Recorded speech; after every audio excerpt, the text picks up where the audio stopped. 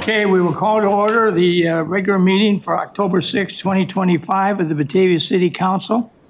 And the first thing of business is to have invocation followed by the Pledge of Allegiance. So I'd ask that you all please rise. Tonight, as it is traditional in the Batavia City Council, we just ask for a special blessing be showered upon the council and our community as we go about discussing and acting on the items before us. We know that each member of the council is here to do what in their hearts and minds is in the very best interest of their community, and we are just thankful that we have a community that works seemingly very well together. We ask for all these blessings, knowing that, again, we ask for a special blessing on those in the community who are sick or infirmed, and we just ask for their return to good health in the days ahead. We ask for all these blessings. Amen. Somebody want to lead us all? Pledge of Allegiance? I pledge allegiance to the flag of the United States of America and to the republic for which it stands, one nation, under God, indivisible, with liberty and justice for all.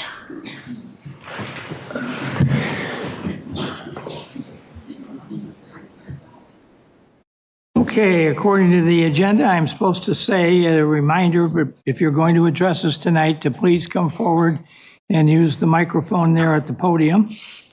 And, We'll do a roll call.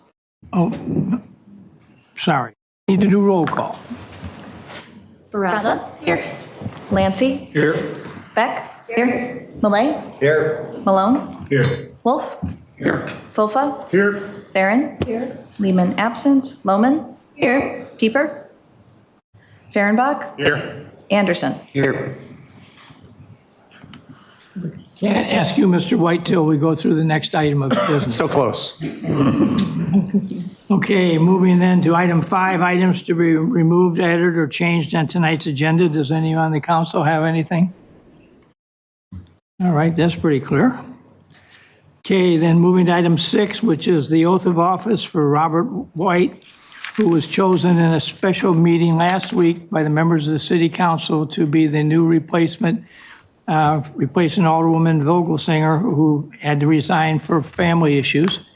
And so I guess, Bob, I'd ask that you join me out in the front of this group here.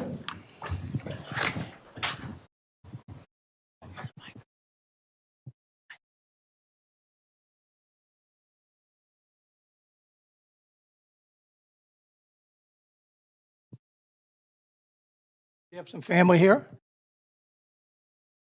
Would you like to come up and stand behind him here?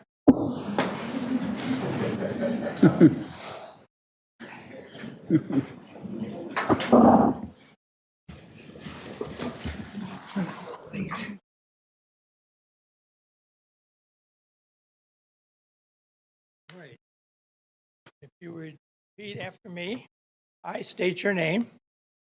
I, Robert White, Having been elected to the office of 7th Ward Alderman having been elected to the office of 7th Ward Alderman in the city of Batavia, in the city of Batavia, in the counties of Kane and DuPage, in the counties of Kane and DuPage, do solemnly swear do solemnly swear that I will support the Constitution of the United States, that I will support the Constitution of the United States the Constitution of the State of Illinois, and the Constitution of the State of Illinois. and I will faithfully discharge the duties I will faithfully discharge the duties of the office of 6th Ward Alderman of the office of 7th Ward Alderman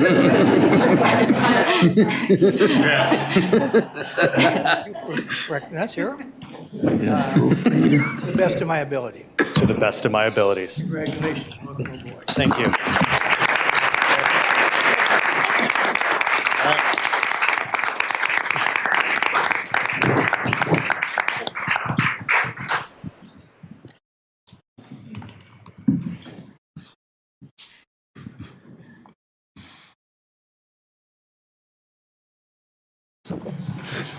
Thank you.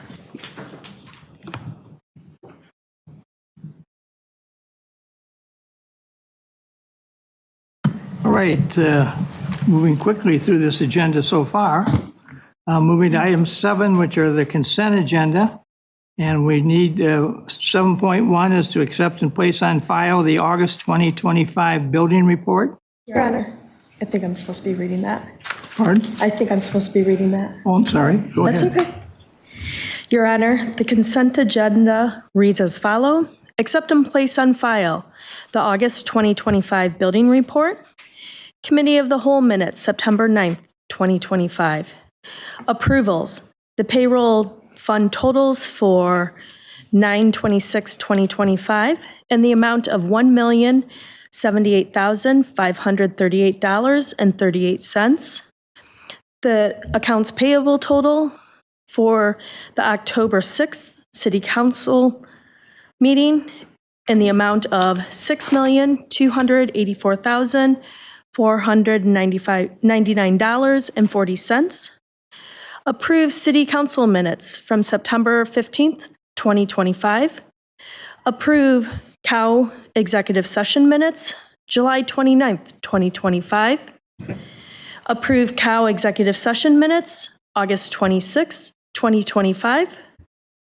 Approve City Council executive session minutes, September 15th, 2025. Resolution 2025-113-R, authorize 2026 contract price increase for Drendel and Jansen's Law Group. Resolution 2025-117-R, Task Order 37 with GZA for proposed limited subsurface investigation, supplemental remediation services. Resolution 2025-116-R, a contract with Alpine Demolition Services for pre-demolition abatement, partial building demolition, underground tank removal, and soil remediation. Resolution 2025-115-R, subdivision variance for 1222 Beckman Lane for a front porch. Ordinance 2025-47, amending Title II of the Municipal Code. Resolution 2025-119-R, a resolution authorizing an agreement with TKB Associates for document scanning services not to exceed $220,000. Ordinance 2025-49, certificate of appropriateness for building demolition at 23 North Water Street. Your Honor, I move we approve the consent agenda as read. Second. Motion and second for the approval of the consent agenda. Does any member of the council want to make any comments, questions? All right, ask the clerk to please call the roll. Barron? Aye. Lehman absent. Lohman? Aye. Pieper? Aye. Fehrenbach? Aye. Anderson? Aye. White? Aye. Baraza? Aye. Lancy? Aye. Beck? Aye. Malay? Aye. Malone? Aye. Wolf? Aye. Solfa? Aye. 13 yes, no, 1 absent.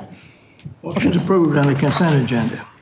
Okay, moving to item 8 is matters from the public for items not on the agenda. Do we have anybody that wishes to address us this evening? Okay. All right, item 9 is presentation, Illinois Coalition for Immigrant and Refugee Rights. Know Your Rights. Do we have somebody here that's going to do this?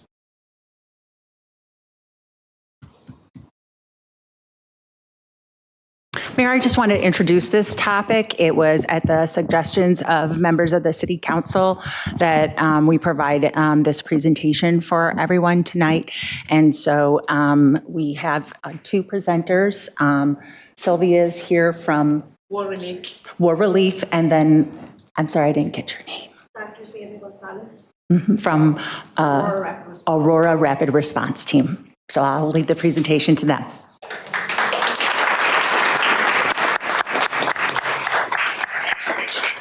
Hi everyone. First, I'm gonna share flyers with you so you can pass it and get one and pass it so you can see all the departments for War Relief. War Relief is a non-profit organization that has office in Carol Stream, Aurora, and Chicago, but it's also an international non-profit organization that is in Africa and different countries of crisis.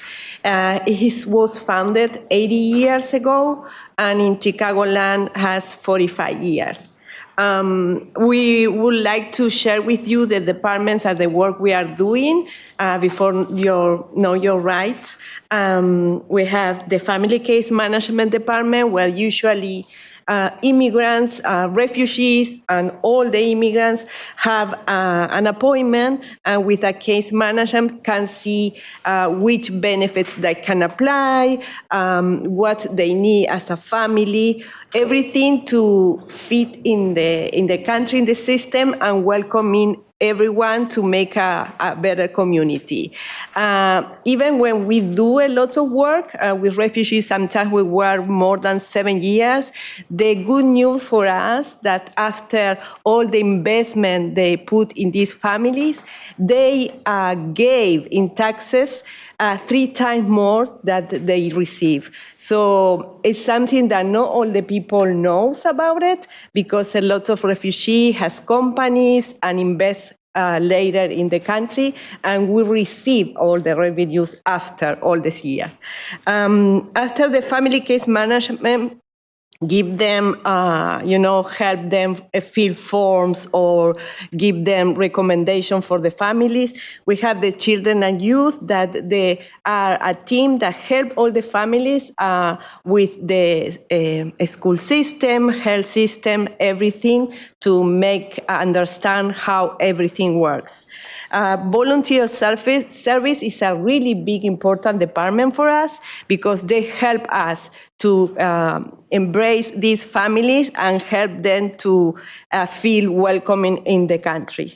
Immigration Legal Services is the department I am in, and we have general consultations, citizenship, DACA renewals, where we have funding, thanks to ISOR, that we can very easy to qualify, and we can help for the fees for these applications. DACA, family reunification, green card, visa, VAWA, asylum. We are a team of more than 22. We are 22, and we have like 5 lawyers and different DOJs. Housing support is a big topic for everyone, so you can imagine for immigrants, so we help them with different programs, with different recommendations. Clothing and houseware, when we receive refugees, that now is imposed, but we're still working with different refugees.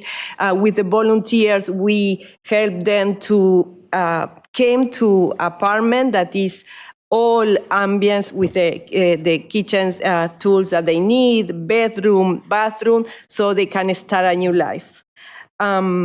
Employment services is a really very important department with education. For example, education, we have more than 40 English classes with different topics that people need to feel independent and also develop in the professions, in their careers.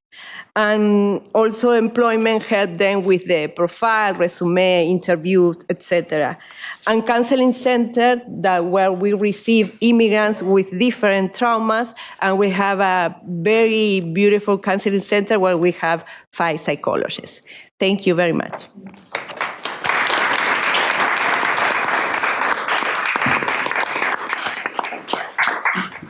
Is there a way to plug this in?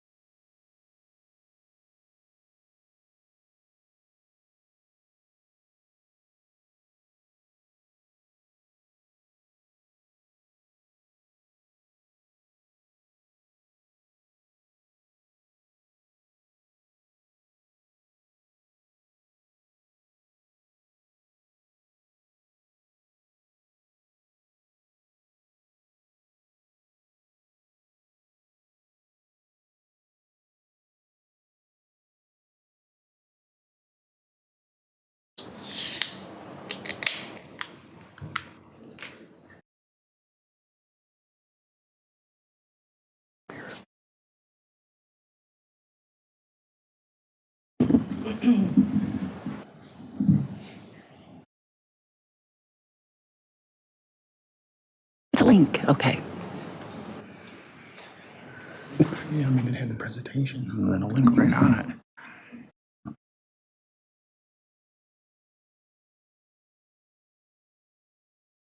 Oh, it's there, great.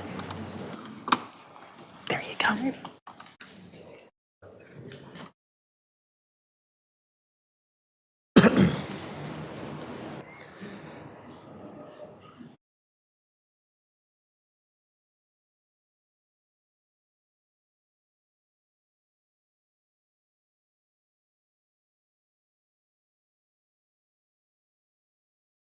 You're not getting anything on it?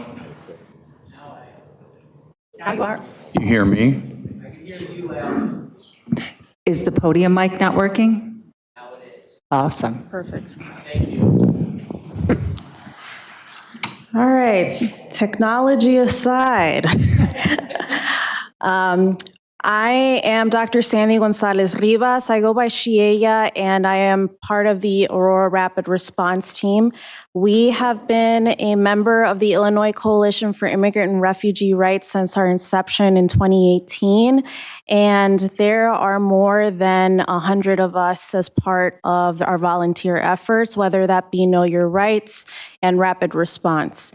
For the sake of time here, I will be reviewing what is fundamental to our communities, as while our name says Aurora, our coverage includes Batavia as well.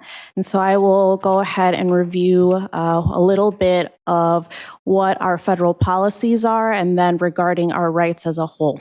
I think the biggest thing that we need to stress right now is understanding what is policy and ordinance. And so I think many of you here are aware that in Aurora, we don't have a sanctuary city ordinance. And be that as it may, there have been many attempts to get this underway, albeit that we do have the Illinois Trust Act and the Illinois Way Forward Act, which it lays out for us the distinction between whether local law enforcement is working with the Department of Homeland Security. I will go over what those different areas are, but also the most important parts are the Immigrant Services line item, which allocates the funding that World Relief and many others of us are doing.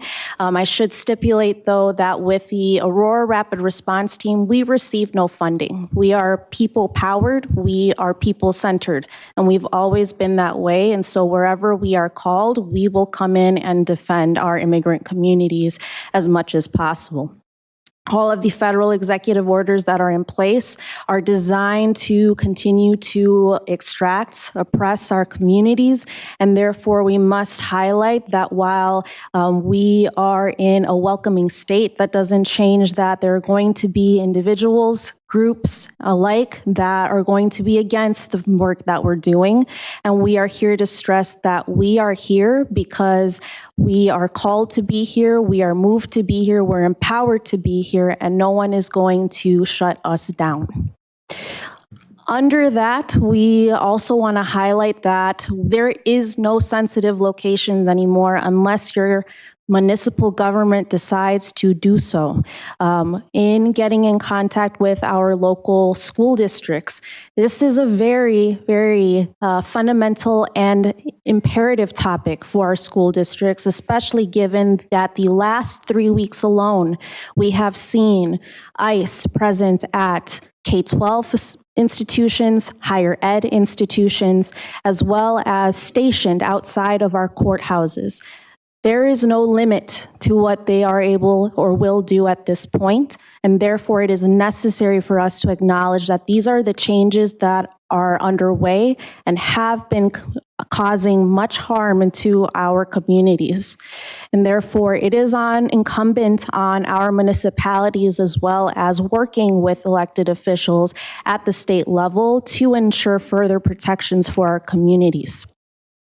The other component of this too is that in many cases, DHS has threatened us with self-deportation, regardless of whether we hold green cards, visas, have temporary protected status. These are all elements that are designed to further erode the safety net that our communities have had. We also want to mention that we've not only seen ICE in our communities, we have seen ATF, we've seen the DEA, the FBI. There are impersonators, people who are able to buy equipment to impersonate FBI, US Marshals, and even the IRS. This is not by design. It is, in fact, that people are playing with other people's livelihood, and therefore you should all know that this is, in fact, happening and has been happening in the last 6 to 7 months in our communities. More funding has been allocated to the people who are carrying out immigration enforcement. $165 billion has been allocated to ICE alone. That is not by design. That is a contribution to our policing systems that continue to marginalize our Black and brown and working class communities. So we have rights. The US Constitution guarantees all of our rights, regardless of immigration status. So whether you are undocumented, whether you are a citizen, we have been seeing even citizens being kidnapped off of the streets. In doing this work in the 6 months that the Aurora Rapid Response Team has been here, being part of the Illinois Coalition for Immigrant and Refugee Rights Rapid Response Network, it is exhausting, it is traumatizing, and it is downright implorable that we are allowing for our communities and our families to be ripped apart. And when we say we have rights, these are our rights: being safe in our homes, the right to remain silent, speaking with an attorney. Our local attorneys are at capacity. If this city can do anything, work with existing lawyers, provide space for pro bono work. We need that more than ever, especially when we're talking about our lower income community members. And also, the right to make our case in court is being eroded by the fact that due process continues to be in question. So fundamentally, we have all these rights. But how is this city council ensuring that they remain, especially for our most impacted families? We have the Department of Homeland Security. They're new. Prior to this, it was the Immigration and Naturalization Service. 9/11 is the date that we all have in our heads when we think about how this system has been manifested as a result of xenophobia, Muslim bans, and immigration enforcement. Border protection. We do not live within the 100-mile jurisdiction of CBP. But CBP has been emboldened to come into our communities as well. And why we're here, ICE. When there are reports of ICE presence in our area, the rapid response teams heed the call. Again, we are not funded politically. We do not have the backing of any one person. We're here doing this work because we are either impacted in some degree. I myself am impacted with my family as the daughter of Salvadoran migrants.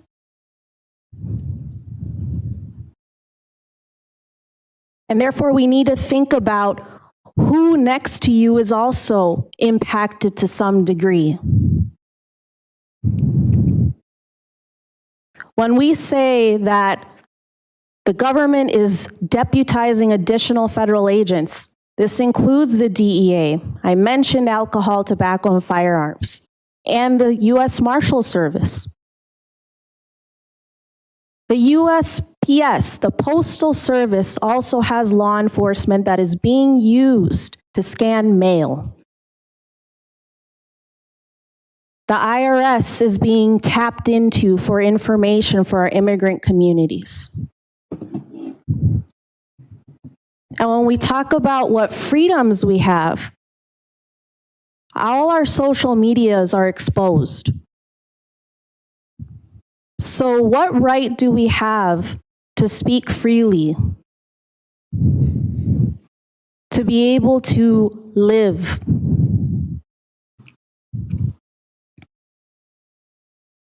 We talk about our government agencies. Replace the Aurora badge with Batavia, and it's all the same thing.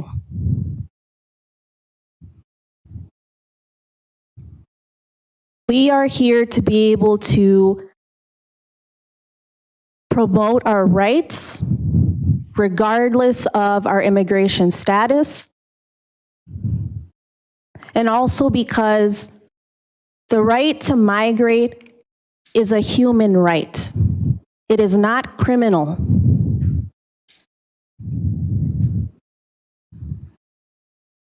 And considering that we have the Executive Office for Immigration Review, our judges, they are being eroded.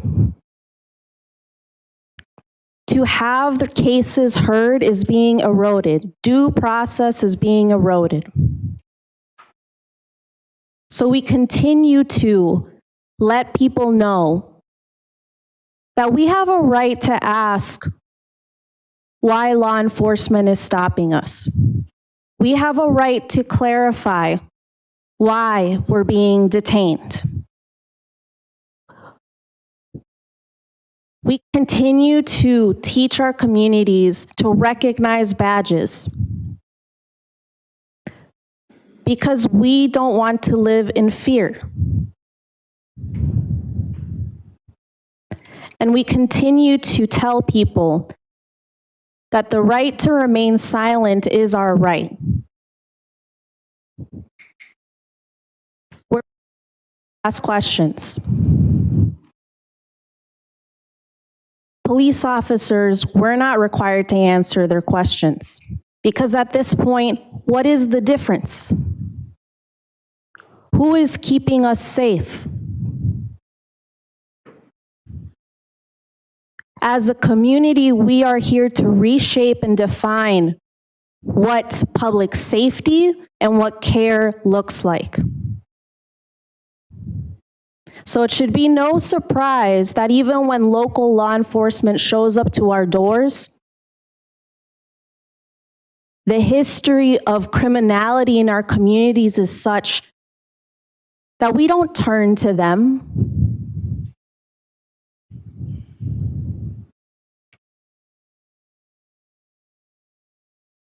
This is a judicial warrant.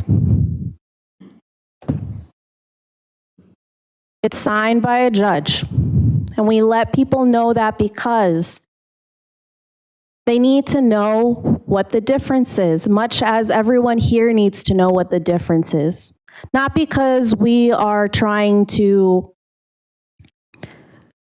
interfere, delay, because we have knowledge. And again, we have the right to be here regardless of our immigration status. An administrative warrant serves no purpose. It's why we continue to teach people how to read warrants and to know their rights, including recording interactions with law enforcement.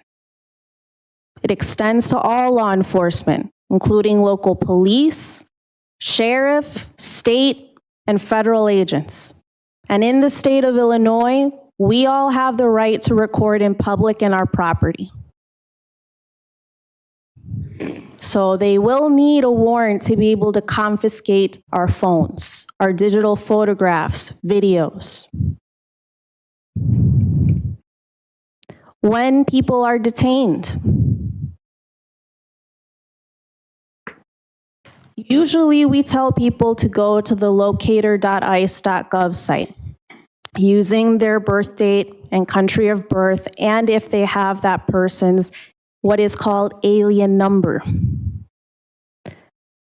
But because we are continuing to see an increase in violence against our communities and delays in processing, people may not be reunited with their families.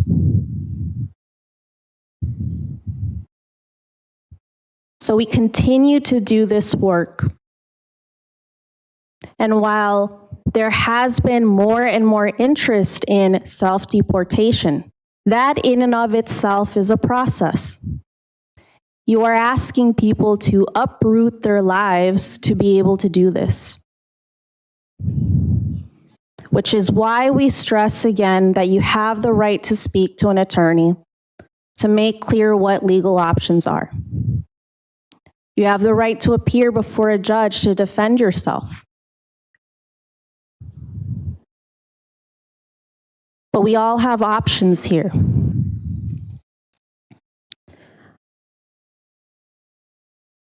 This hotline is imperative to the work that we do. This hotline offers help to Illinois families. And much like our work that we do, they are also trained volunteers looking to assist families who are impacted. This number, the 855-435-7693 number, this is all engraved in our brains.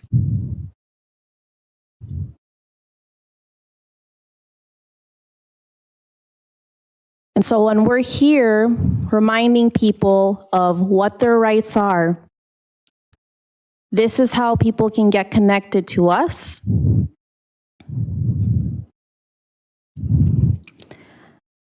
And again, we're here because we are trying to stop our communities from being ripped apart, much like in Batavia, in Aurora, and our surrounding communities. Thank you.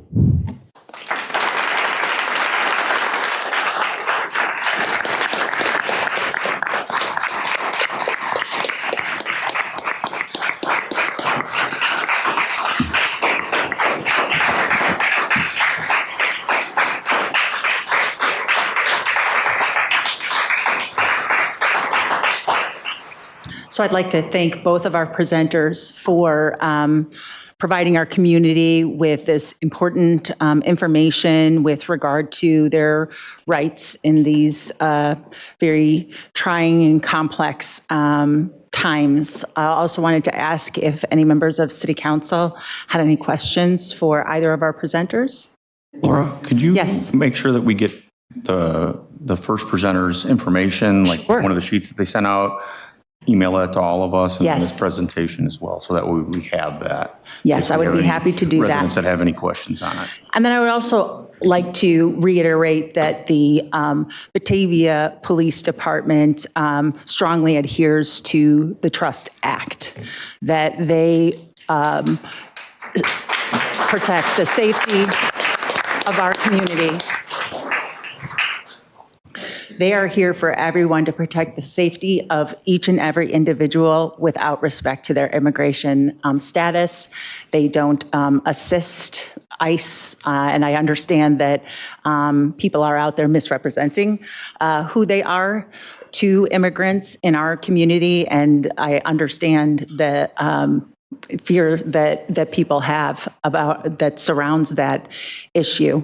But I just wanted to put that out there that Batavia, one of our highest values is the sense of belonging in this community that we are trying to create for each and every person. And I think a lot of people who serve as older people here, that is one of your steadfast values as well. So I thank you very much for that.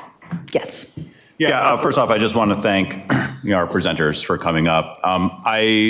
When I was in the Peace Corps, I had the honor of working with World Relief and seeing the other side of their work.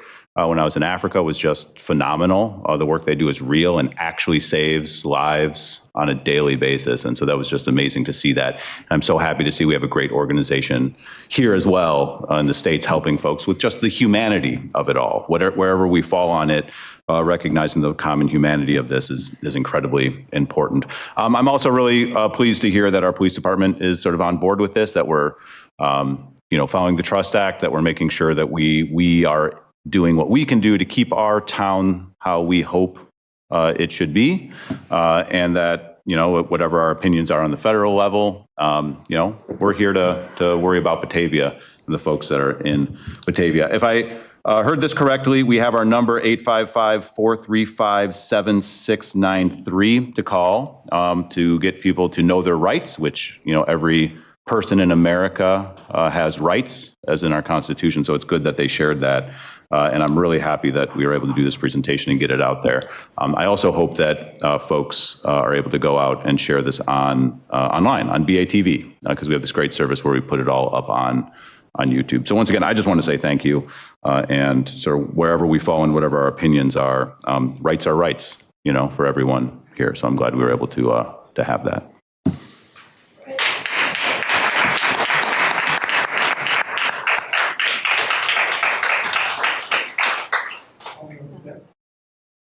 Yes, thank you so much to the presenters who came.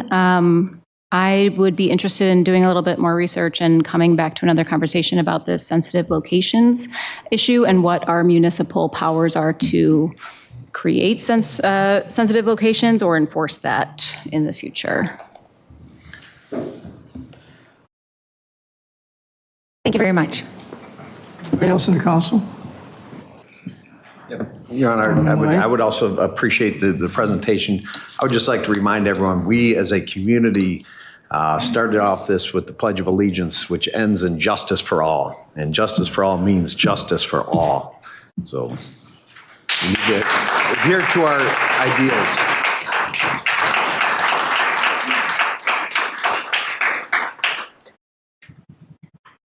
Well, as the mayor, I would just like to say that the Batavia Police Department, the fire department running the paramedic ambulance, I know that we are all being run here with a high degree of sensitivity, regardless of your background, your relationships, whatever. Everybody's to be treated totally equally and without any fanfare of problem at all. So Batavia tries to run its town open and fair and treats everybody the way they should be treated. And I've had other cities come in and ask me questions about how we've been able to do this, but we seem to be able to set up and get things done and don't have a lot of problems and, crying and hatefulness going on. It's all people just try to find out working together. And I would suggest one of the good things we've had in Batavia for a number of years was if you look at the history book, about 1850, Batavia became a haven for the runaway slaves. And many of them moved into Batavia and took up home here. And now I just heard from one today, it's a sixth generation of that segment that came to Batavia. And so I think Batavia has a long-lasting history of trying to do what we try to do to make this a better world for everybody. And certainly the young people that are being raised here today, I think clearly get that message in our school system and on the street. And when they talk to a police officer or a firefighter or a paramedic, they're all going to be hearing the same thing, that we're here to do what we want to do as far as being right and treating everybody fairly. So thank you all for your interest in this. And I guess we will then move to on to the agenda. And the next item. Number 10, item 10. Yeah. There's a proclamation for Breast Cancer Awareness Month for October 2025. Your Honor, proclamation.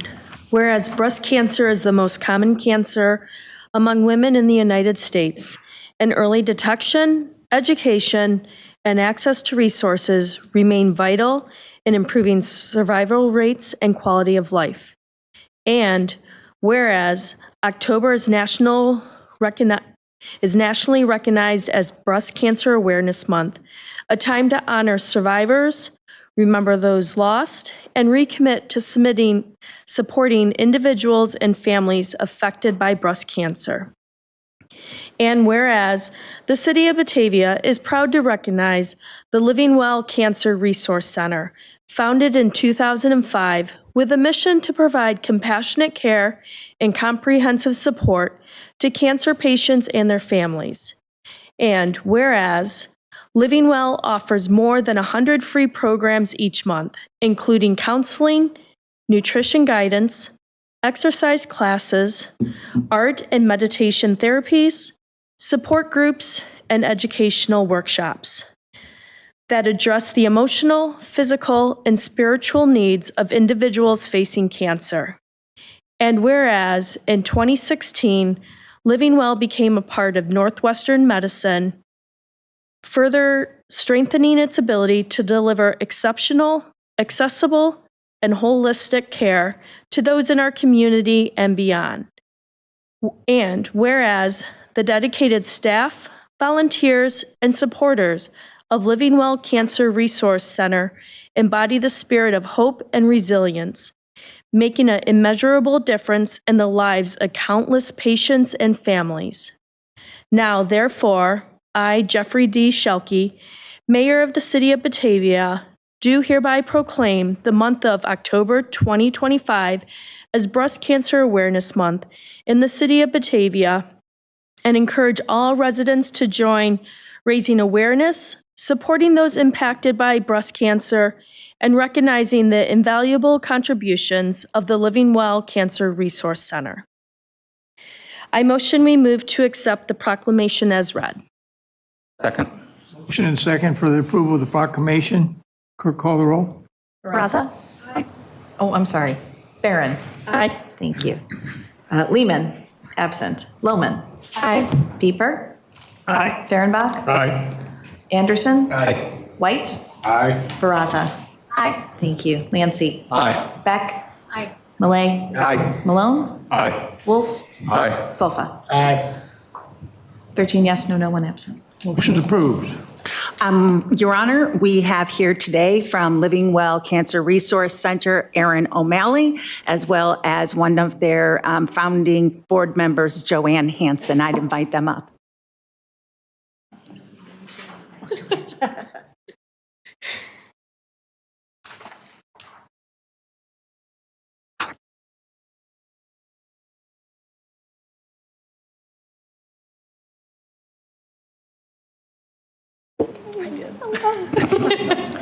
Hello, everyone.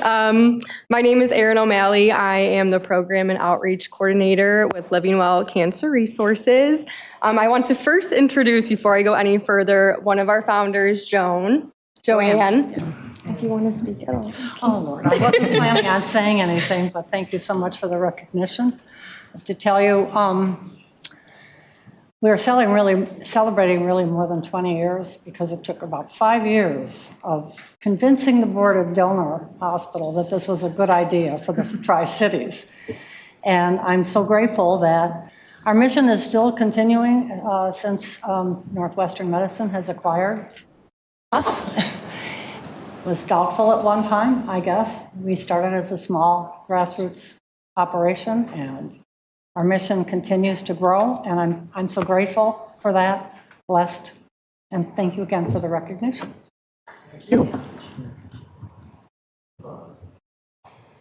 So as we've been saying, this September, we're going to be celebrating our 20 years of compassionate care and hope for individuals facing cancer. Living Well Cancer Resources is dedicated to providing programs and services that encourage, empower, and support patients, caregivers, and even their family members. All of our offerings are provided at no cost, regardless of where you receive medical care. We currently have sites in Geneva and Warrenville and are opening out south at the St. George Cancer Institute with Northwestern Medicine. So I'm a visual person, so that's why I have this little data point here over the last 20 years. So while I talk about the services we have, you can kind of see the impact we've made as well. So fitness and nutrition programs. We have yoga classes, exercise classes, Zumba, a little bit of everything. In our nutrition programs, we have an eating well and being well class to kind of help people who are in active treatment and then moving on to survivorship as well. And then we have counseling sessions and support groups that are held either in person or virtually. We have art classes, therapeutic touch services. These are only offered to those that are diagnosed with cancer, not their caregivers. And then we have special medical presentations as well and survivorship programs. And last are wig boutiques as well. So our mission continues to grow when Living Well became part of Northwestern Medicine.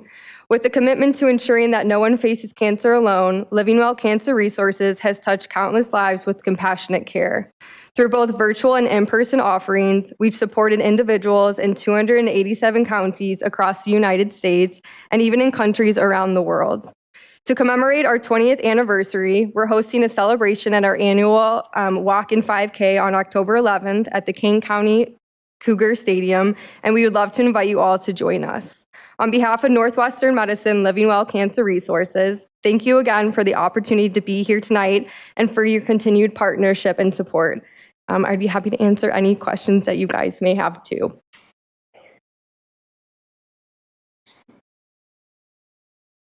Mayor would like to present you with the proclamation.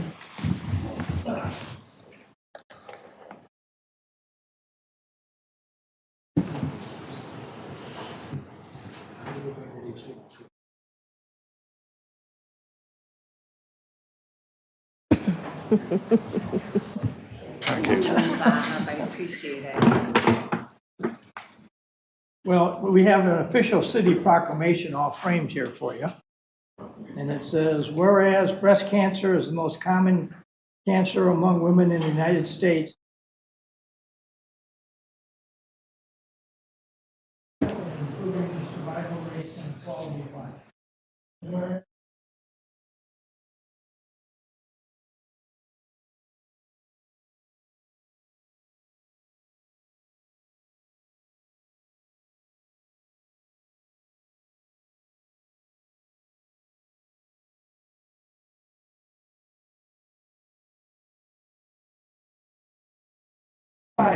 With a mission to provide compassionate care and comprehensive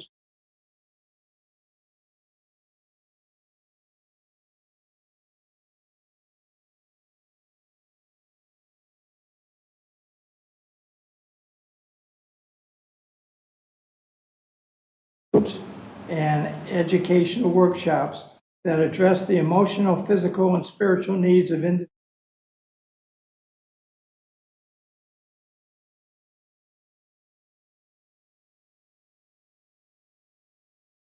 Deliver exceptional, accessible, and holistic care to the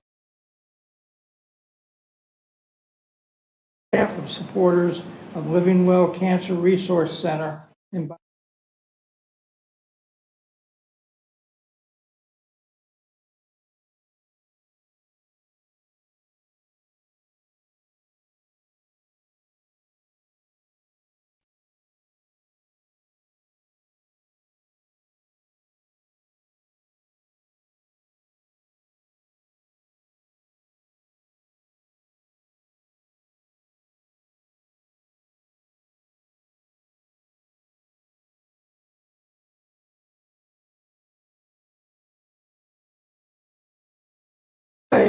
I've been the mayor here for a long, long time.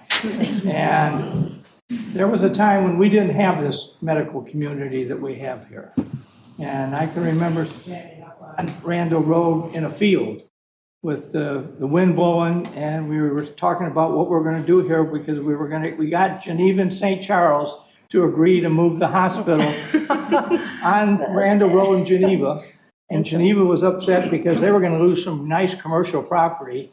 And St. Charles was mad because it wasn't going to be in St. Charles anymore, although I think there was a joke, it was 1 inch away from the St. Charles city limits. But there's a couple of us standing here that were there for all that. You betcha. And it really, I look at what has come out of that today. And talking to our paramedics and our ambulance people and others in the medical world, everybody has just the best things to say about it, and really makes our situation here in the Fox River Valley shine. And this is just another great program that spun off of that and really sends a very, very positive message. And I just thank all the memories. Many of the people who were involved with that are now gone. But there were some really hard-nosed people that wanted to get that through, and they did. And what a wonderful creation that has been in the Tri-Cities.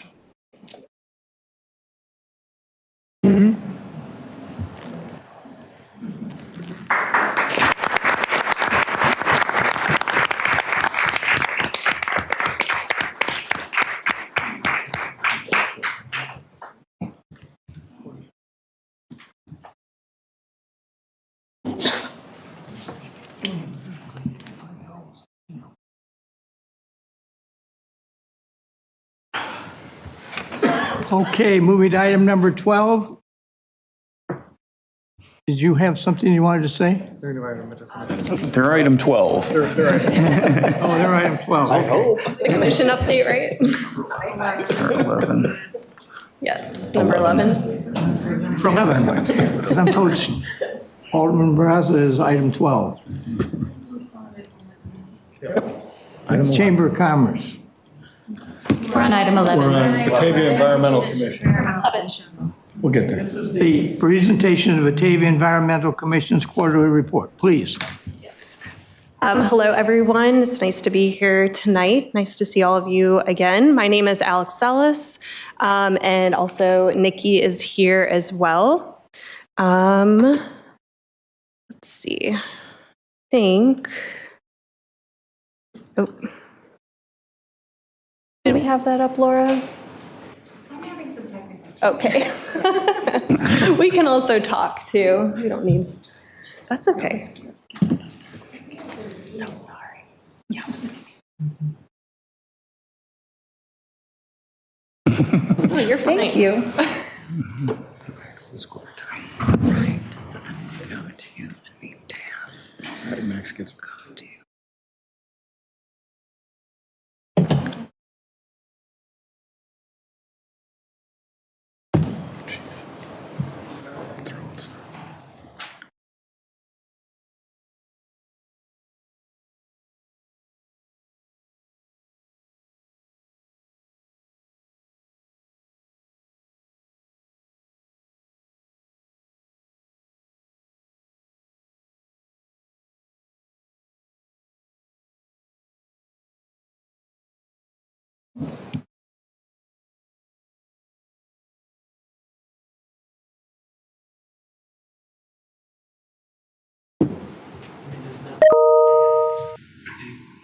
See. We just get to proofread Max's email. Not enough cat videos, Max. Good to see it's all city business.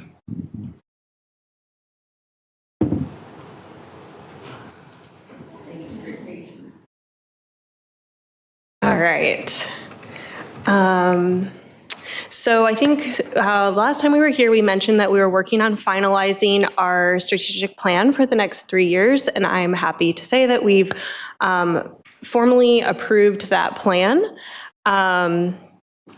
Primarily, I guess just to kind of give a rundown of our main focus is going to be to promote natural landscaping and wildlife habitat within Batavia, trying to limit the use of pesticides and provide some education on those topics, and support community members and also our city properties in working towards those initiatives. We are also going to be focusing heavily on developing a more robust education program that would be a kind of multi-tiered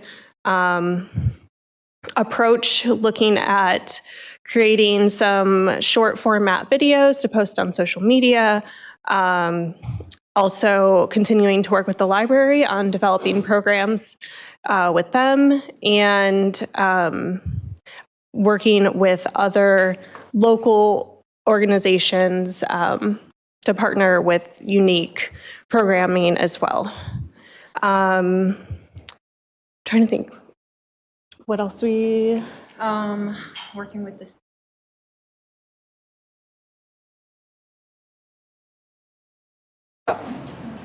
recognizing businesses. That's right. So also we will be recognizing residents, businesses, and organizations that are leading in sustainability efforts in our community. We also have people who are very interested in dark skies initiative. So again, promoting wildlife habitat. We will also be continuing to promote and participate in local cleanup events. And also forming a program, or I guess more of a proposal for you guys, to discuss the possibility of rebate programs to help promote a lot of the things that we would like our citizens to do at home. Yeah, so we will hopefully have that maybe posted on our website, so we'll have to work with city staff to do that, but that will have more detail on what exactly we are planning to do the next 3 years. Hi, everyone. So for the Art of the Fox landscape update, we have gone on site. I met with Tim Grimm, the city engineer, Laura, and then Beth came out from Main Street. We measured the space. We decided that in order to accommodate some of Main Street's events, it'd be best to reduce it for now. So it's going to be about 500 square feet to start with. The design is going to be we've decided it's like a butterfly wing almost. But we've got quite a few varieties of species that are going to be going in there. Unfortunately, we're not going to be able to get this installed this year. However, we are going to be able to probably get the site preparation done. So that will be dug out hopefully within the next week or two. We'll get Julie back out there to remeasure and flag everything. And then hopefully after Main Street evaluates the space, we'll be able to expand possibly next year. We would like to get up to 1,000 square feet, really kind of like utilize the space better. But it's going to be a really good opportunity to show the community that we are investing in native landscapes. It's something that's going to help the ecosystem. And then it's a really nice feature for cocktails at the park. You get something other than grass. You're going to have some nice flowers there, some nice ambiance. So we're looking forward to that. So come spring, we're going to try and promote a little volunteering opportunity to come out there, do some planting, and then, just show it off because it's going to be beautiful. I'm excited. I hope everyone else is excited for it. I think it's going to be a nice place for everyone to enjoy. Any questions about that? Okay, so for Environmental and Sustainability Commission collaborations, many of the cities are working together to kind of go over their initiatives. So we have had a couple people from Warrenville, and we have the Metropolitan Mayor's Caucus from, was it Warrenville is coming out, or? No, I already said that. Yeah, from Chicago. They'll be, from Chicago. Okay, so they'll be coming out Wednesday to meet with us. But part of the initiative is we're trying to work with what the other cities are doing as well. What is everyone else doing in sustainability? What are they doing for rebates? What's working? What's not working? It's a really good collaboration, and that way we're all kind of not reinventing the wheel, but we're all getting on board together. So we'll see what goes with that.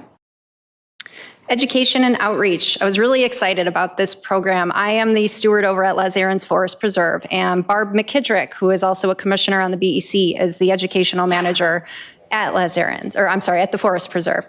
So we decided that it would be a good opportunity to, get the public more education on invasive species. When you are going down the bike trail of Les Arends, you probably don't realize that all of those trees there are invasive species. It's honeysuckle, it's buckthorn, and it takes a village to remove them in order to reestablish those oaks, our native species that belong there. The invasive species just quickly degrade our ecosystems. We want to improve the health of our areas. We want to improve the health of our riverways, and we've got a really good volunteer group that came out. We had a hike, so we were pointing out what the problems are with the invasive species, what they do, how to promote some stewardship at home. We don't want to continue to spread invasives. We don't want to be planting anything that's invasive because even though we can't see it, it definitely leaves our yard. And I think there was a study that came out recently that says the Chicago region is now at 80% taken over by invasive species. That means we reduce our wildlife, we reduce our insects, our beneficial insects, and it can, degrade the health of us too. So anyways, you might see a friendly face on there. Thank you, Jennifer, for attending that. We had a good time. But I wanted to show just kind of an idea of what restoration looks like. The first picture there is what the bike trail pretty much looks like. It is covered in honeysuckle and buckthorn. We made a dent, and for the first time in probably over 20 some years, you can actually see the river. It's really exciting. We're going to continue efforts working on down the river. There is going to be a bridge that's going to be installed connecting the wilds over in North Aurora to Les Erins, so there will be accessibility there. I'm not sure when that's coming. That's being put in through the Fox Valley Park Association. But I would like to invite anyone that's interested in volunteering. It's a really great way to get involved with nature, give back to nature, and give back to your own community. Like I said, it takes a village, and a lot of people I see, if you're worried about mosquito populations or river gnat populations, when we open this up, we're now allowing birds that can come in and feed on those. We're going to see a reduction in those populations. And then it's a really great thing. I mean, being in nature is good for you. It's good for your mental health, your physical health, your emotional well-being, and you're involved with really great people. It's a fun time, and I host Wednesday and Saturday work days.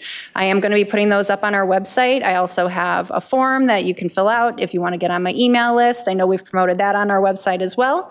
But that's out there, and this is something I'm really passionate about, and I'm really excited that we are going to be able to see the river again, and I hope everyone else is too. So it doesn't matter if you're a biker, a hiker, a runner, fishing, whatever your hobby is, it all connects to nature, and I think that we should all give back. And since this is in Batavia, it's our community too, so. Questions about that before I move on? Yes. If folks want to volunteer to help with that effort, how would they do that? I'm going to be putting it on the Batavia Environmental Commission's Facebook page. It's also put on the Kane County Forest Preserve Restoration Workday schedule. My work days, I don't have set work days. I kind of just go along with my own schedule right now. But there is a Wednesday and there is a Saturday, so that way we can accommodate different schedules. Okay, so next we added we updated the high school liaison ordinance. Now we have 3 high school students with full voting rights. I think this is super exciting because we get younger voices heard, gives them opportunities to get involved. The high school eco club is really energized this year. I think they've grown a bit. So we're really looking forward to working with them and see what the younger voices want to, include in the community here. And I think that's going to be great. River Rhapsody, we were able to attend a concert. The bags did fly off the shelves. So much so we could barely even get them set up. But it was fun to get out and go to the concert in the park there. We had a good time. And just to kind of meet some of the people in the area. Guidance and recommendations. We just on last week, we had another person from the commission, and we were discussing future use of the bag fee funds. I think we said that we would like them to go more towards green space, beautification, improving the city. Was there anything else with that? I don't think so. Probably, I'm sure, continuing some of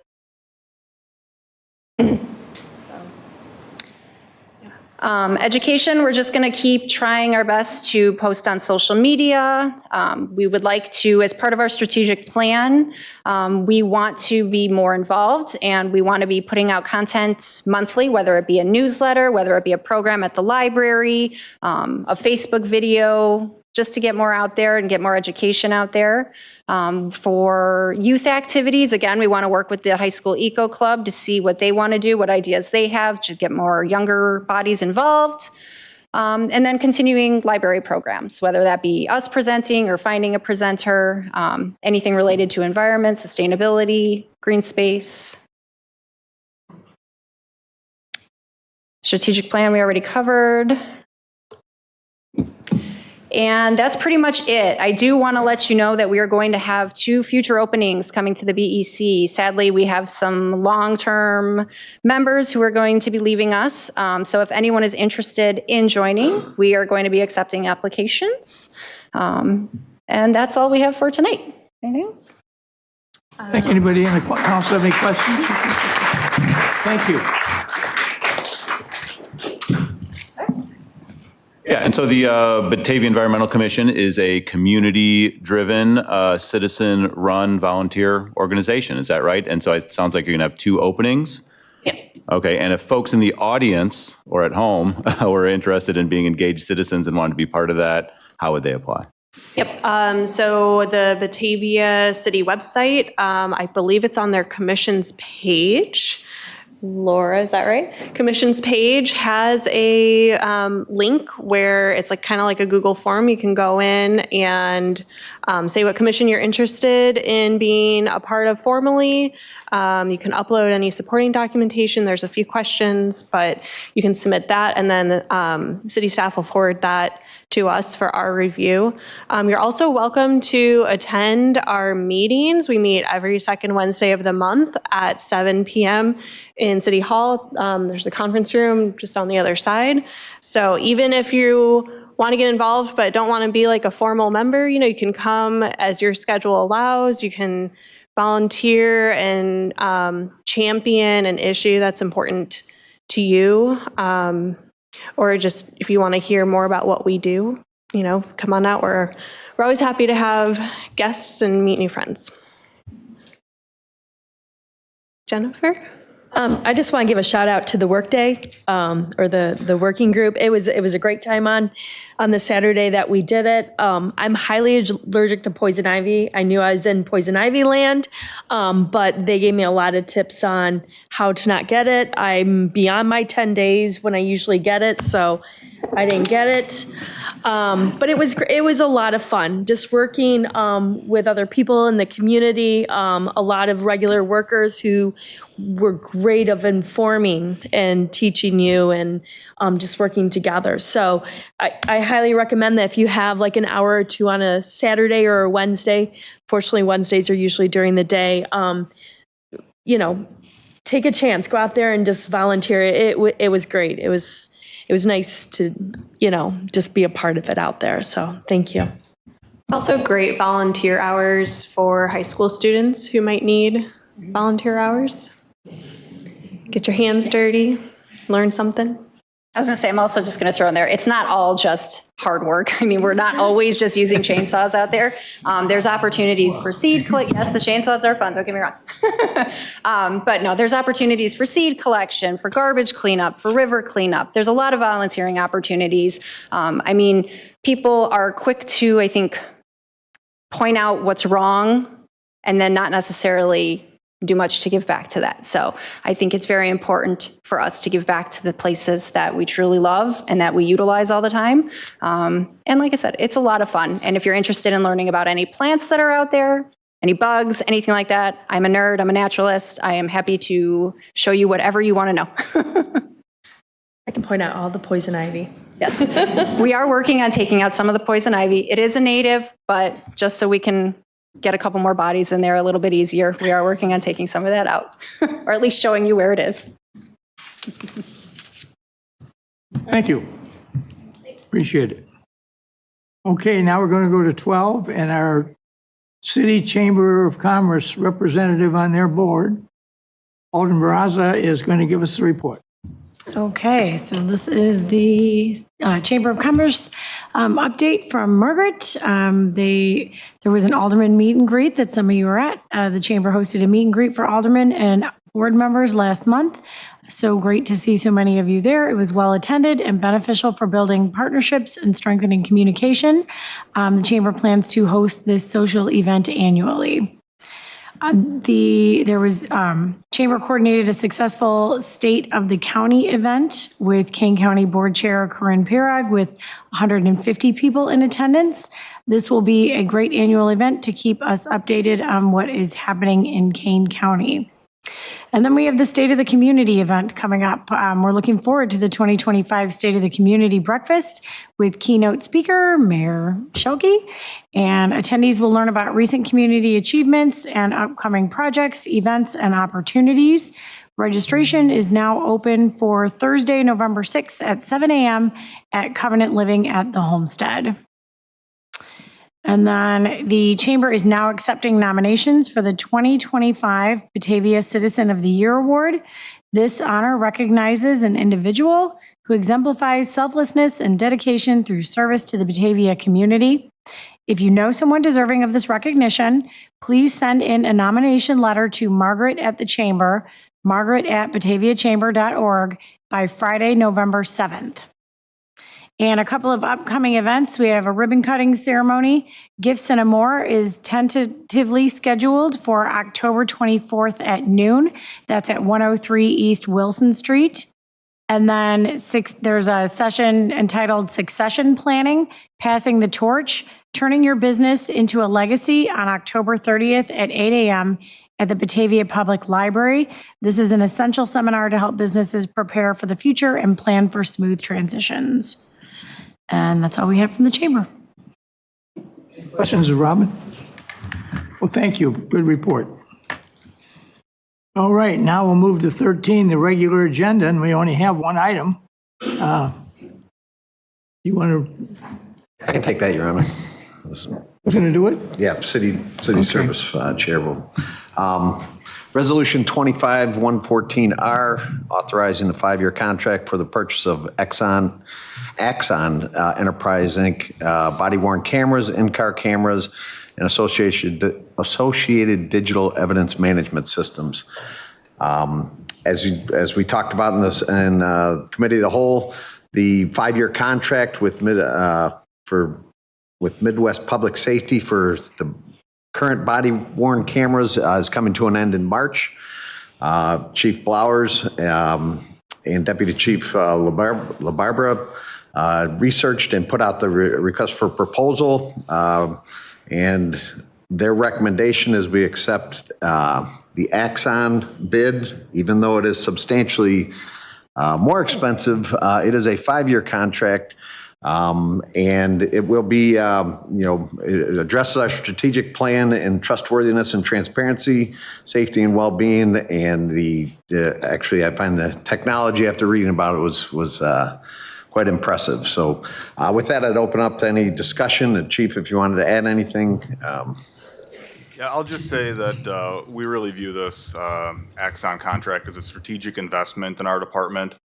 We think it'll improve our efficiency. Utilizing some of the artificial intelligence tools that they have really will help us in terms of speed of drafting reports, performing redactions subject to FOIA requests, communication with the public utilizing their translation tools, and then it'll improve officer safety with GPS locations of our officers that'll be able to be viewed in real time and by our dispatch center. So I do acknowledge that it's an expensive product, but we do think it's an investment that also positions us well for future innovations, as Axon is kind of the leader in the business in terms of innovating for law enforcement technology.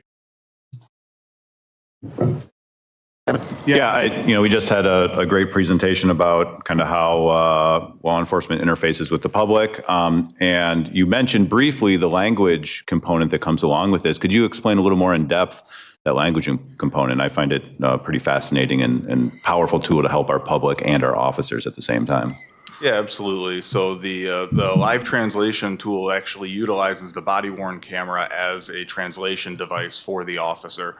So it can translate up to 50 different languages. The officer can, indicate to the body-worn camera what language they need translation in, or it also has an auto-detect feature, and the camera can detect what languages are being spoken and then try to perform translation that way. So it'll really improve our ability to communicate with the public while simultaneously improving officer safety, because we don't have to utilize a cell phone or other device where we may have to look down. We'll be able to keep our eyes up and looking at our surroundings around us.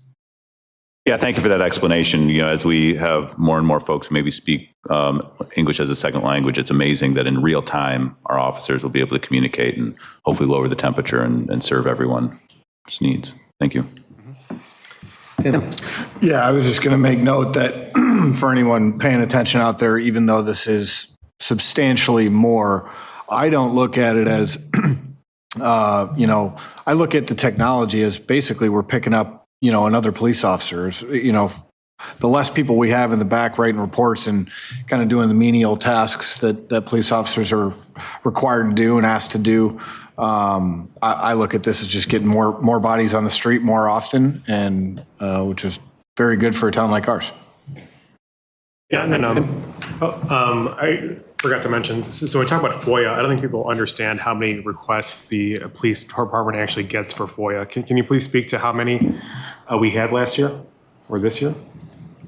So I believe the police department gets over 300 FOIAs a year. A lot of those, I don't have the percentage in front of me, but a lot of those do include requests for body-worn camera footage. Just a basic rule of thumb is it requires right now about 2 hours of staff time to perform redaction for 1 hour of video. So it's a very time-consuming process. Axon has some of the best redaction software in the industry, which will auto-detect faces, license plates, things like that. We'll be able to automatically pull those things out of the video or blur them so that we're able to perform redactions at a much faster pace, alleviating some of that staff burden from our records division. Tim? I would also mention too, I think it's good because this system and this upgrade gets us to be able to communicate directly with the state's attorney's office and other departments that have the same thing, correct? Yeah, absolutely. So we have to share evidence, anything that needs to go to court with the Kane County State's Attorney's Office. They currently have Axon, that is their digital evidence management platform that they utilize. Our current practice is inefficient in that our records clerks have to download all of our current body-worn camera footage onto their computers and then upload it into the evidence platform, whereas now with a couple clicks of a button, we'll be able to just share the video from our digital evidence platform to the state's attorneys. It'll really improve efficiency when complying with discovery orders, things like that. Step forward again, Tim said, then you're keeping people out on the street. Anybody else? Seeing none, I motion that we pass Resolution 25-114R, authorizing the 5-year contract for the purchase of Axon Enterprise, Inc. body-worn cameras, in-car cameras, and the associated digital evidence management systems. Second. Motion and second. Any further discussion? Clerk, call the roll. Malay? Aye. Malone? Aye. Wolf? Aye. Solfa? Aye. Barron? Aye. Lohman? Aye. Pieper? Aye. Fehrenbach? Aye. Anderson? Aye. White? Hey. Aye. Can't talk, sorry. He's Canadian. Raza? Aye. Lancy? Aye. Beck? Aye. 13 yes, no, 1 absent. Very good. Okay, moving to item 14.1, the administrator's report.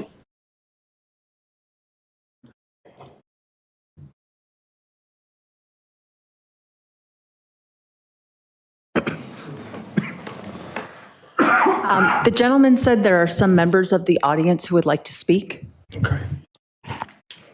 You want to just, first person come up and next, you can kind of just form a queue of people who'd like to speak. Good evening, Mike Pierce. Just here with a group of friends who wanted to come and express some concerns. We had been here earlier and we didn't quite hear about the forms on that, on the windy comment.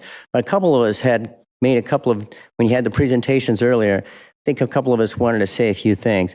Personally, I just wanted to add, I was a little concerned about the lady who had come up here and was lecturing, the community about things, the second lady who was speaker. I noticed her shirt, her t-shirt, and I thought that it was, it was a kind of a derogatory kind of term that was on there, and I thought it was a little disrespectful. I just wanted to make note of it in case you all didn't realize that this person came in here into Batavia, which is a great city. My great-great-grandparents came from here back in the day. They came in here, and the wording on the back of the shirt, I guess, why don't you guys, maybe you guys could tell us what that means on the back of that shirt. Sir, this is public comment. It's not. Oh, okay. All right. Well, anyway, I'm not quite sure. I think my point is that I think it was a derogatory comment speaking of that, as they came in here, and it was kind of like there was kind of contemptible towards the council and to the city. And so I just want to make note of that. I'm not going to say what the comment is on the back of their shirt, but it does kind of lend itself to a very negative feel. So I just want to make that comment. And if anybody else wanted to share something about things, that's. They give their name and their I address did. for the record. Oh, yeah, I did. My name's Michael Pierce, 1135 Cordula Circle, Naperville, Illinois. U.S. Army retired. We don't need an address. All we need is the name for the record. Okay. Hi. My name's Janine Mayer. I also noticed that presenter that stood here with Chingala Migra. I don't know how to pronounce it, but I looked it up and it literally is FUCK, Immigration Enforcement. That message shows hostility toward the very laws and the officers who protect our nation.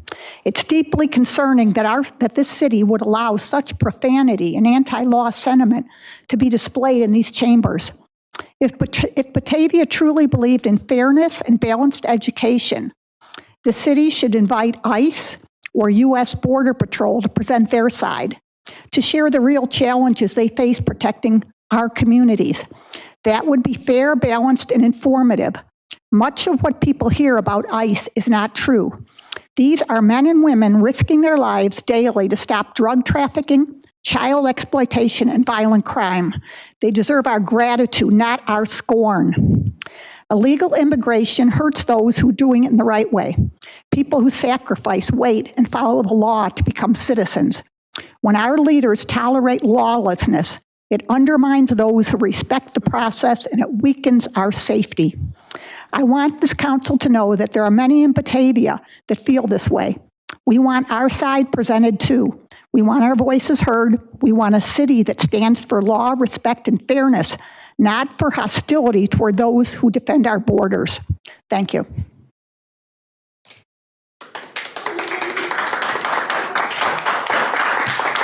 Hello, my name is Kimberly Hansen, and I'm a citizen of Batavia for 6 years, and I'm here because I heard 3 hate groups were going to show up and talk. I first want to thank the City of Batavia for providing this Know Your Rights training to our community. Our friends and neighbors are not criminals. Diversity is a strength of Batavia. I am from Nebraska, and Batavia is the most diverse place I have ever lived, which is kind of sad. I am better for the diversity. My children are better for the diversity. Our community is better when it is diverse. Our president and federal government are going beyond the law. As Governor Pritzker stated, we are currently under an unconstitutional invasion by the federal government in Illinois. We must not sit idly by as our friends and neighbors are kidnapped because of the color of their skin or the languages they may speak. Thank you to the City of Batavia for being brave enough to be on the right side of history.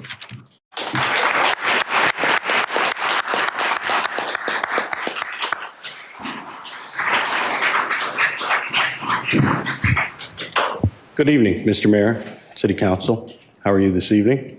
My name is Chris Siapa. I've been in this community for about 30 years. I built here in 1998. Let's be honest, laws aren't suggestions. They are not. Cities don't get to pick which federal laws they'll follow and which they do not. That's not compassion, that's confusion. And when local leaders ignore federal immigration law, they're not protecting anyone. They're betraying citizens who do things right. Every dollar this city spends comes from people who obey the law, pay taxes, and play fair. We're talking about funding benefits for individuals who aren't legally here. Whether you like it or not, the law is the law. No comments from the audience when there's speakers speaking, please. The law is the law. If somebody runs a stop sign, I'm sure you get a ticket. You broke the law. If you get a DUI, you broke the law. Immigration is no different. It's a federal law. If you came here, not through a port of entry, you're illegally here.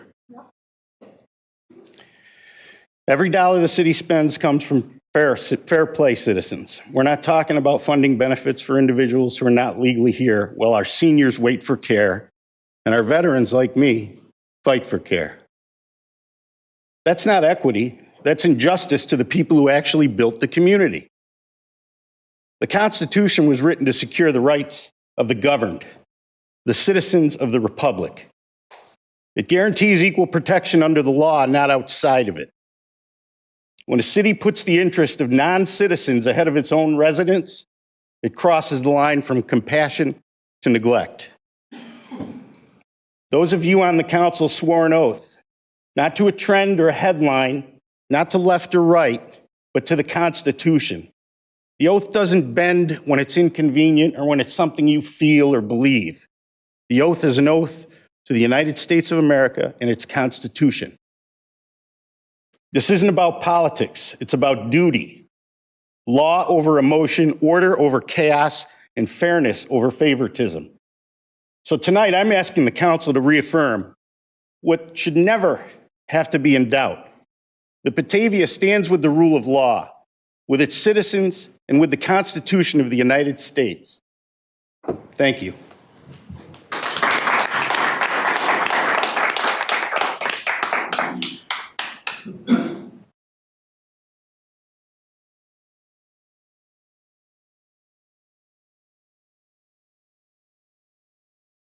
Good evening, Brian Anderson. Interesting presentation. The World Relief Chicagoland Immigrant Family Services.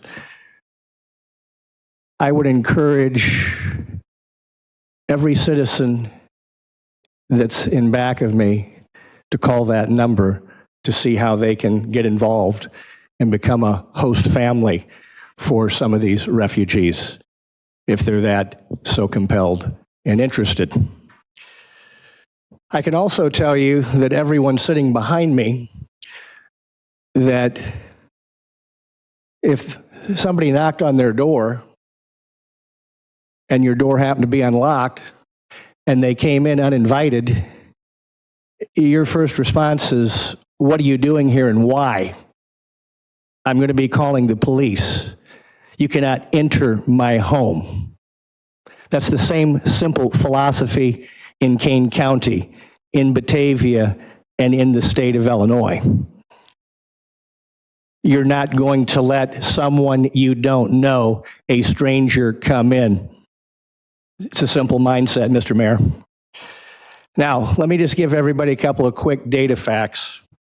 You can go on the Illinois Department of Human Services right now, and in the state of Illinois, it clearly states, since 1975, we've made more than 129,000 refugees have resettled in Illinois. That's a good thing. There is a process. If I came from Ecuador, I'm going to be speaking with the consulate in Ecuador, and they're going to be speaking with the consulate here in the United States.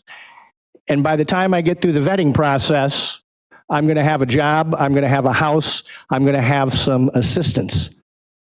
And that's a good thing when the system works correctly. But let me fast forward here to some data. According to December 2024 data, over 122,000 migrants have come through Illinois. Now, I just told you earlier, since 1975, on the Illinois Department of Human Services website, 129,000 refugees have been resettled. On average, that's about 2,600 a year over 50 years, if you do the simple math. Yet, current data, over 120,955 have come in. The system is broken. The system is overloaded. Now, we're not going to talk about the Safety Act here in Illinois. We're not going to talk about the current administration, but the system is broken. Laws do need to be followed. And I can tell you as a taxpayer, the Kane County judicial system, 60% of the cost the last 24 months, the fact of the matter is they're illegal immigrants. Taking the resources, they're requesting Zoom calls. If I got a ticket, I have to go in. Zoom calls, don't come in, we don't want you. So Again, to the citizens behind me, if they want to house illegal immigrants, be my guest. But I would encourage you and this board to take a very, very serious look, because the rest of Kane County is watching you. Thank you.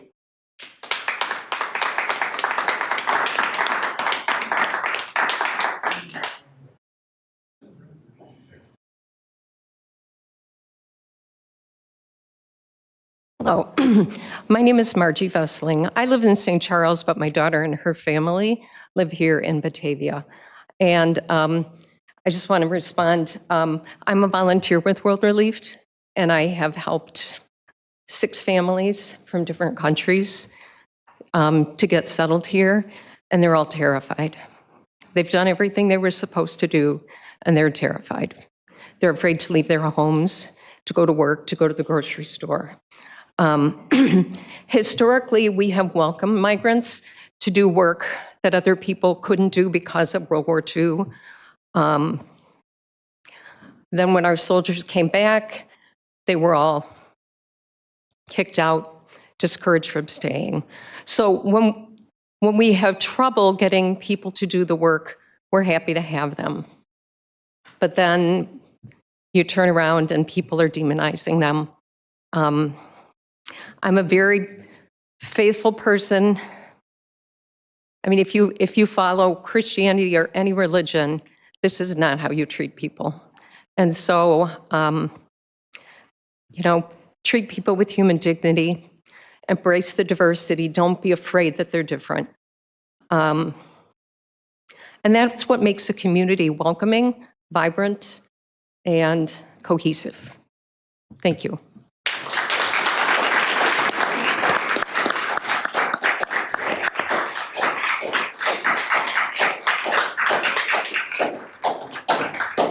Hello, my name is Jim Donovan, Batavia resident. From 1980 to 1992, El Salvador had a bloody civil war. During that time, I was working with the Quaker House at that time when I was in college, and I assisted a family here. They were probably placed there by the government. I didn't realize it at the time. The man was a journalist. His family was targeted for assassination. They escaped shortly before they came to round them up. But as dictators do, they couldn't get them, so they got his family. They took his uncle and his cousins, took them to a soccer stadium, and executed them. Would I help those people again? Absolutely. But we have an immigration process. It's called the immigration process. In the 1970s and 1960s, when I grew up, the people that lived across from me in Park Ridge, slightly higher real estate values than Batavia. The man was a barber. He had 4 children. The Barrys that lived next to me, he was a bus driver. They had 8 children. Carpenter next door, he had 7 children, the Walshes. On one income, one. Fast forward to Reagan allowing multiple millions of people, giving them amnesty, and opened up the floodgates to who knows what kind of a process that was. Supposedly it was the businesses that were supposed to do their own vetting of all of that. There's a lot of people to blame in all of this, but by encouraging people to make dangerous journeys where people are raped, murdered, and financially abused, held hostage, that is not a system I think that anyone can sustain. We have an immigration process. It's called the immigration process.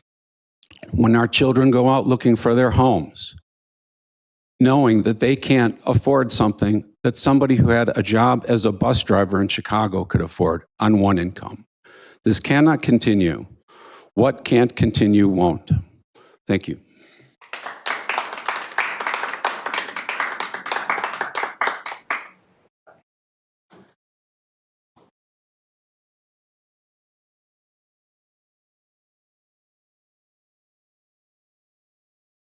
Your Honor, I'm ready to give the administrator's report.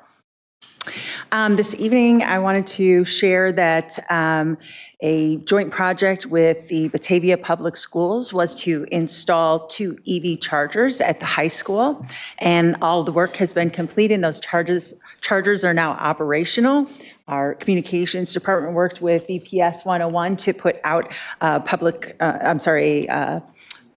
press release on that, and I saw articles on that in our local newspapers today. In Community and Economic Development, the Plan Commission will be meeting again on October 15th, and one of the items that they're going to be discussing is a 3-month extension to the South River Street moratorium on changes to the uses of properties in that area, because, as you know, we're in the midst of a plan for the South River Street corridor about what we see as the future uses down there. So we want to keep that moratorium in place during the period of time until we have that report completed. Thanks to Human Resources, last week they hosted a flu shot clinic here at both Public Works and City Hall, so hopefully many of us will remain safer this fall and winter flu season. I would like to welcome Michael Glock. He is our new Water and Sewer Operations Manager, and he started on Monday, September 29th. Might have noticed that there was some lane closures on the north side of the intersection of Wilson and 31 last week. That was due to the removal of the existing brick and putting in a concrete sidewalk there. We had tried for many years to try to replace broken bricks, and just new ones would pop up every spring. And with the church being there and the restaurants being there and apartments above them, heavily trafficked area, so many trip hazards were presented that we felt like concrete was a better option in that area to maintain safety. The food pantry move is completed, went very smoothly thanks to many, many volunteers in the community. But I would like to also give a shout out to Scott Haynes, our Public Properties and Services Superintendent, who he really spearheaded the project for the renovations project, and just was there every step of the way, whether the construction project or if shelves needed dismantling and being put back together. He would round up a core of volunteers from the community to go in and help make sure that whatever work that they needed to be done was done. And I did receive from Eileen Passero, the executive director of the food pantry, a special thank you to Scott for all the help that he was on that project. Also, wastewater treatment plant. Zach Bonish was for the last 2 weeks, he's been a very, very busy man, as all of the new equipment that was installed in coordination with that project was brought online, bringing down the new, bringing down the old and bringing up the new, and happy to say that things went smoothly with that. But another exciting thing that I wanted to share with you was a meeting that I had last Wednesday, and it was to meet with the Park District and the county, and it was our new boat launch that we've been talking about. It's adjacent to Clark Island Recreational Area on the east side of the east bank of the river, near both the skate park and Clark Island there. We used to have a boat launch there, but we were experiencing some heavy flooding and it was damaged and taken out.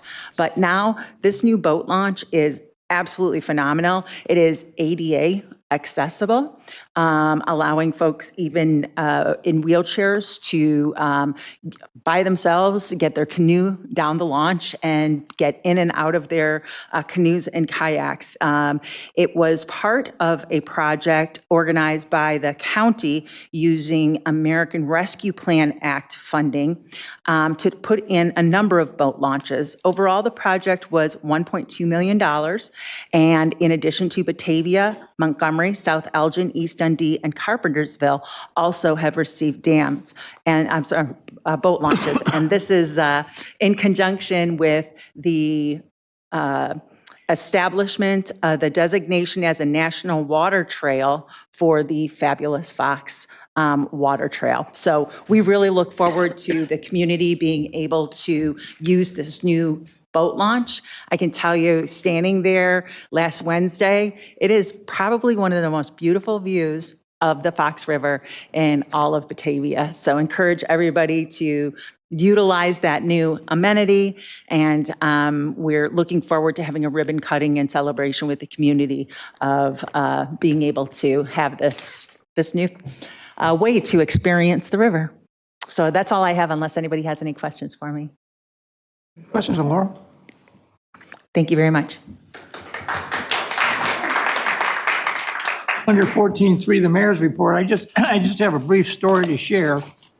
This past weekend, the Batavia High School graduating class of 1965 had their 60th reunion.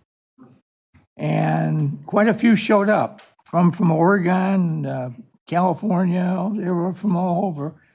And I had the opportunity to meet and talk with several of them because this was an ongoing thing that went on for a couple of days. And I will share with you, they were just totally cooperative and complimentary about what downtown Batavia has turned into since they graduated from high school in 1965 here.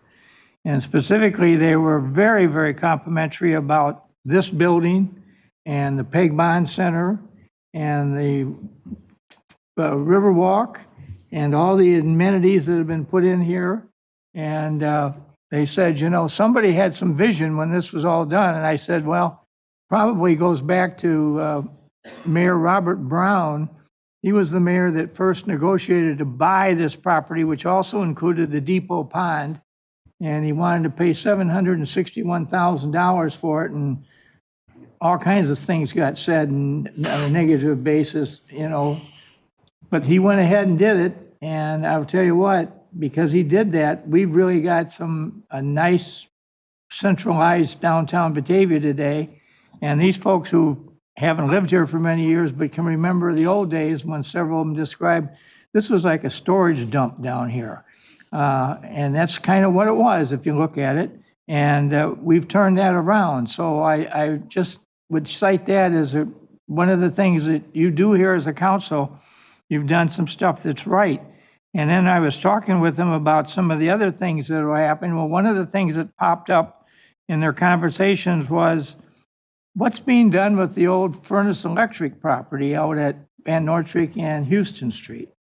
And I said, well, that was kind of some backyard conversations between the city staff and the families that then owned it. And everybody came to the agreement that we should do what you are seeing out there right now, including a major cleanup of the whole area to get rid of any environmental issues that were there. And some of the folks that bought the furnace plant paid for a lot of that because they just wanted to get it done and get it out going. So that's another subject, a subdivision, which I would suggest to you is starting to get some rave reviews. I've been out and met with the gals that are working in the sales offices out there, and they say they are overwhelmed with the number of inquiries about how did this nice neighborhood get put right in this location between the high school and the elementary school and on a nice quiet street. And I said, well, it was just some people that had some love for Batavia and a far-sighted vision of what could be turn this into, and we've done that. And then I pointed across the street on Main Street across from Batavia High School, and we've got the infamous Mooseheart property. Now that's 497 acres that we, the city, have annexed many years ago. Large part of that zoning is going to allow that for someday to be a senior living community of about 830 units. And so I think that will serve a lot of old-time Batavians and newly arriving Batavians in the days ahead. And then the other thing that I really would like to point out is that if you go west on Main Street out to Nelson's Lake Road and you turn south, you go by the Dick Young Forest Preserve. And that is now being assembled by the Kane County Board.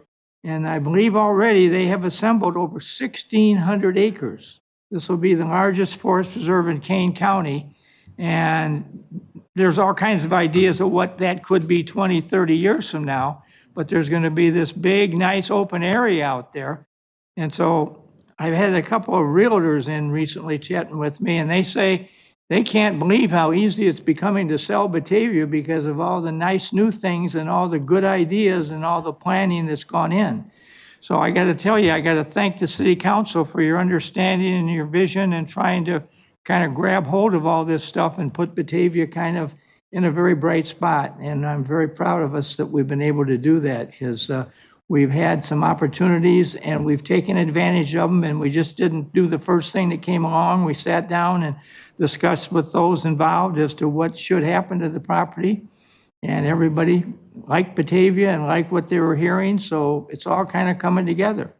And so I just wanted to get that all in your heads that there's a lot of plans out there with people have for the areas yet to be developed in Batavia, and it's all good stuff, real good stuff. So we should be extremely proud of what you're doing here. So I just want to end the meeting on that note, and somebody want to make a motion for adjournment? Moved.